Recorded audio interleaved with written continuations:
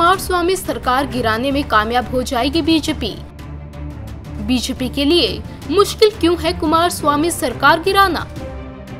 कर्नाटक में कांग्रेस और जेडीएस सरकार सत्ता में आने के बाद से ही बीजेपी ने उसे गिराने के लिए कई डेडलाइंस तैयार की हैं। हालांकि उसका हर प्लान फेल ही हुआ है। अब जो खबर सामने आ रही है उसके मुताबिक बीजेपी ने अब 17 जनवरी तक सरकार गिराने का नया प्लान बनाया है। हालांकि फिलहाल विधानसभा में बीजेपी की स्थिति देखते हुए एक बार फिर ऐसा होता मुश्किल ही नजर आ रहा है। दरअसल 224 सदस्यों वाली विधानसभा में कांग्रेस जेडीएस के कुल 116 और बीजेपी के 104 सदस्य हैं।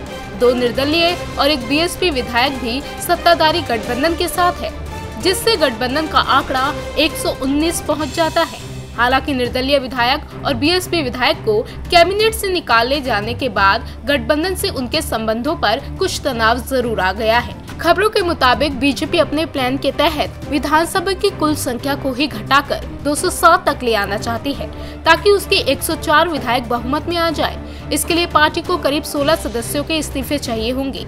अगर दोनों निर्दलीय और बीएसपी विधायकों की नाराजगी का फायदा बीजेपी को मिलता है तो भी उसे कम से कम 16 विधायकों के इस्तीफे चाहिए होंगे।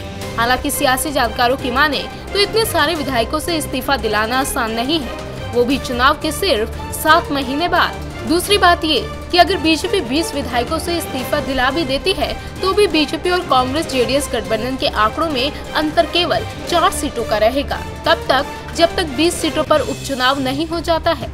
उस केस में भी बीजेपी के लिए संशय की स्थिति बनी रहेगी। इसलिए ऐसा नहीं लगता कि बीजेपी अपने मंसूबों में सफल होगी। उधर कांग्रेस जेडीएस भी बीजेपी के करीब 5 से 6 विधायकों पर नजर रखे हुए हैं। अगर बीजेपी हॉर्स ट्रेडिंग जैसा कुछ करती है तो गठबंधन उन विधायकों के अपने खेमे में शामिल करने की कोशिश करेगा। ऐसे में देखने वाली बात होगी कि बीजेपी अपने प्लान में इस बार कहां तक कामयाब होती है। इंडिया न्यूज़ वायरल की रिपोर्ट।